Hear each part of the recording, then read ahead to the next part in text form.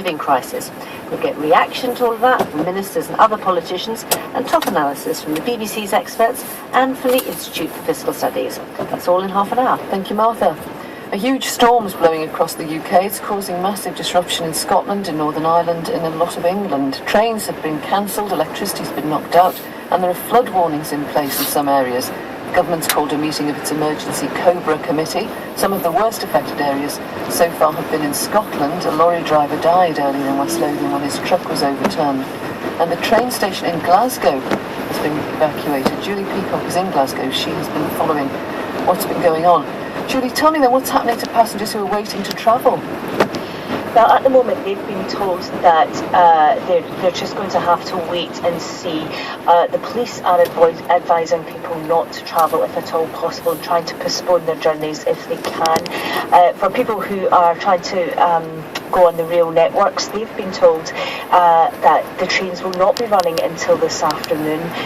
They've been suspended since earlier this morning because of the number of fallen trees and debris on the track. Now, the rail networks say that what they want to do is to try and check all of these lines before they can get them operational and up and running. As for people who have flights and ferries cancelled, they're just having to wait and see what happens. And what about the roads?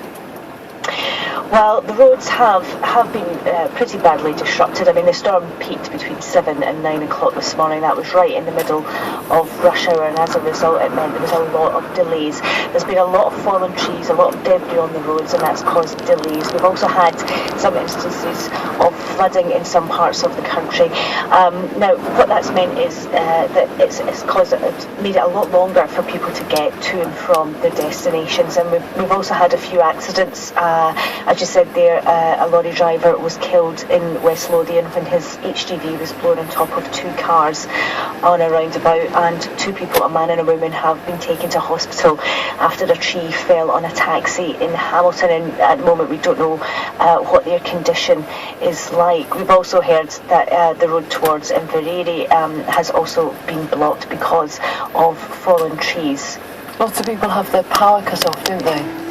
Yeah, that's perhaps one of the biggest hangovers from this storm is the number of people without power. At one point, it was around 100,000 people, 100,000 homes certainly, without power around Scotland. Now, Scottish Power say that they have managed to restore power to around 25,000 homes, but many people are still without electricity. Partly Scottish Hydro say they have around 900 staff working to try and get those power lines back up and running.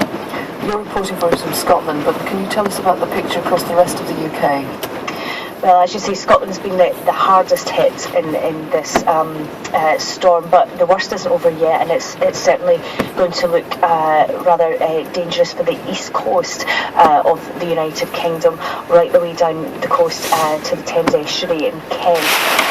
Basically, we're looking at flood warnings being issued. Around 26 of them have been issued because the coastline there is at risk of some of the worst floods that people have seen in 60 years. So the worst affected areas could be along the North Sea coast from Northumberland, Kent, and we're also hearing that there may be some severe flooding, or there's flood warning certainly, for the tidal reaches of the Trent in Nottingham. In Great Yarmouth in Norfolk, people are being evacuated because officials are warning that their lives may be in danger because there's a possibility of a coastal tidal surge there.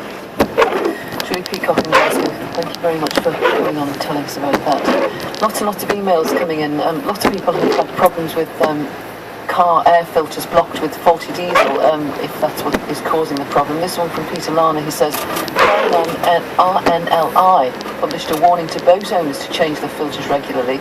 Crews responding to call-outs over failed engines noticed that clogged filters were the cause, and they suspect that bacteria may be growing in biofuel, and that could be the culprit. Our report was about diesel. And we've had emails about broadband affecting house prices. Lots of people emailing to say you can get satellite broadband as an alternative. And Andy Goodwood said it's a simple dish on the house, it costs the same as BT. And he claims that with it, he gets connection speeds of up to more than 20 megabytes. Do you keep chickens? Me neither. But according to one company that supplies chicken feed and coops more than 750,000 homes have hens. One of these homes is Clive and Margaret Stevens in Newquay, Cornwall, where you'll find a chicken called simply Hen. Now, if you think the name suggests a lack of care and imagination, then you're way off the mark, because Hen is officially the most lovely chicken in the UK, having been given the title of the National Poultry Show. Hannah Stacey went to meet Hen and the man who tends to her beauty regime. When we're outside in the summertime, but when it's a bit wet inside, they've got feathered legs, you see, so they don't like getting too wet. And have you tried different ways of getting that sheen on the food?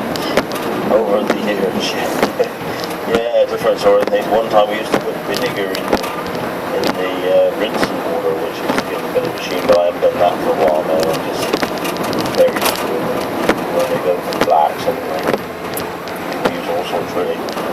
The whites I tend to use a bit of stuff sometimes, or if they've been washed a lot, it takes the life out of the feathers a bit, so then you just maybe have some ordinary hair shampoo and do